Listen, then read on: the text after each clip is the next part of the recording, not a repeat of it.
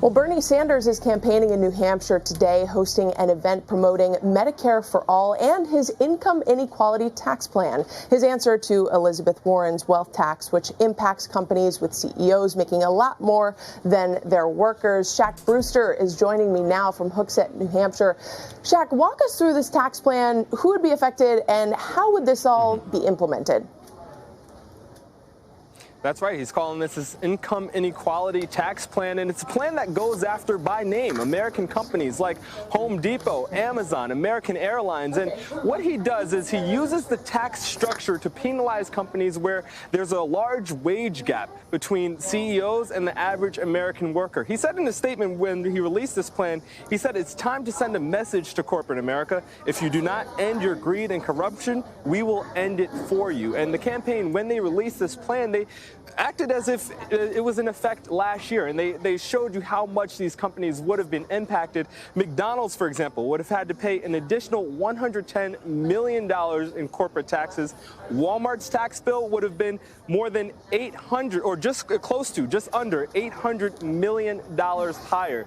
This is all in addition to a wealth tax that Senator Sanders announced and proposed last week. That, as you mentioned, was in response to Elizabeth Warren, who has been pushing a wealth tax since the beginning of her campaign. What you're seeing right now is a campaign in Senator Sanders' campaign that's really slipping in some polls, that's going through staff changes and staff moves from both New Hampshire and Iowa, but a campaign that's trying to show he's the most progressive candidate in this field. So whether you're talking about the Green New Deal, his $16.3 trillion climate change plan, or this wealth tax, or now this income inequality tax plan, you're seeing a candidate trying to recapture that energy by showing he's the most progressive in the field and hoping that pulls along people back into his fold and kind of stops the bleeding that you're seeing.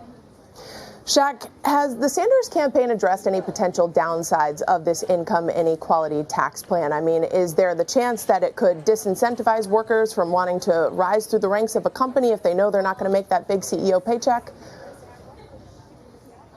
You know, it's interesting because Senator Sanders was on the campus of Dartmouth University yesterday. He's in New Hampshire, by the way. He's doing a college tour of New Hampshire. It's something that he's done in Iowa, going to college tailgates. In South Carolina, he did a tour through HBCUs. But he was on the campus of Dartmouth University yesterday. He made a joke about how Amazon CEO would be affected. Through his wealth tax, for example, he said Amazon CEO would make a few $1 billion less than he normally does. Not the $140 billion, I think was the number that he mentioned. And he kind of got a little sarcastic and said, oh, I don't know how he's going to have to deal with only $9 billion, or with $9 billion less than he normally makes. So he's not kind of taking that view of this hurting people. He's saying that he doesn't want to have this large-scale wealth inequality in this country, and he thinks this is the best way to combat it. I will say this is a plan that he says will help fund some of his proposals, one of them being his latest policy proposal, which is an elimination of medical debt.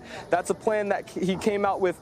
He teased earlier, or later, I'm getting my months confused. He teased late August and really rolled out early September. But with that plan that eliminates medical debt, he thinks that this tax would help solve that problem. He says that if you just break down how much money he'll take from that will come from different wealthy Americans through his wealth tax and now this income inequality tax, those are dollars that can help fund things like Head Start programs, that can fund college tuition and an elimination of debt. He believes that kind of getting this money would help fund these priorities that he has and that he talks about all the time on the campaign trail. And Shaq, Sanders has been pretty vocal on the issue of impeachment. What did he say about it today? Right. That's right, and this is a candidate that has kind of turned a corner, so to speak, in the issue of impeachment, or on the issue of impeachment. A couple of months ago, he was opposed to impeachment, and not because he was defending President Trump or he believed that there was no wrongdoing in the Trump administration, but he was very candid about the fact that he believed it only went to help President Trump, that it served as a distraction or a deflection from issues like the economy or issues like health care, where he believes he has a stronger position than the president.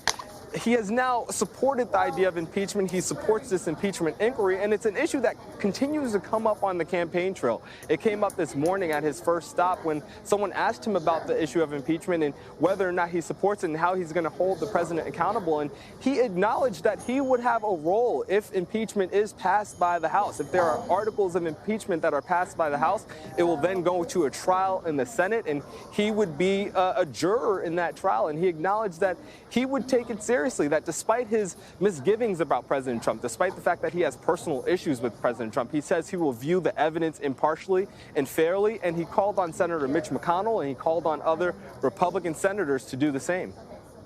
Well, there is a massive story unfolding on Capitol Hill and another one unfolding on the campaign trail. So thanks so much, Shaq.